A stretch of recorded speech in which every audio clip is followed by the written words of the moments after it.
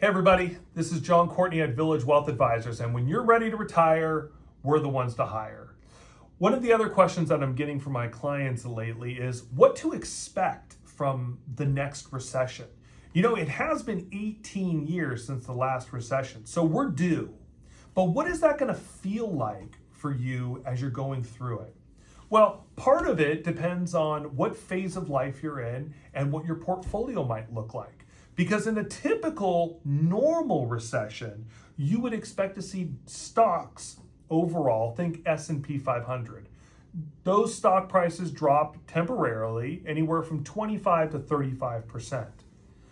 In a breaking type of recession, a la the Great Recession or even COVID, we saw stock prices drop more in the 40 to 50% range. But that's not what you would expect from a normal recession.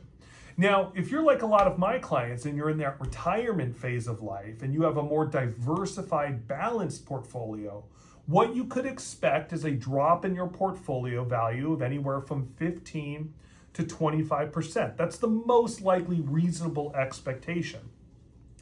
Now, that 15 to 25%, when the numbers start getting really big, starts getting really scary. But you need to have faith that recessions are a part of the economic cycle. And by definition, a cycle is going to cycle from drop through bear market, through recession, into recovery and into expansion. And so it will take anywhere from 3 to 5 years for the market and your portfolio to reach a new all-time high. Now, the COVID recession, one of the reasons I don't really consider it a real recession is because the recovery was so quick. It only took like 6 to 12 months for us to reach new all-time highs. And it didn't have a lot of the cleansing characteristics of a recession. But the Great Recession took about 5 years for portfolios and stocks to reach a new all-time high.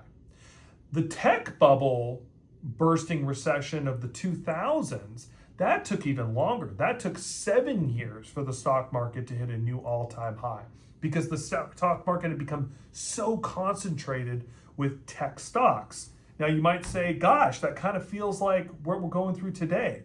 That's where diversification becomes such an important role in your portfolio recovery.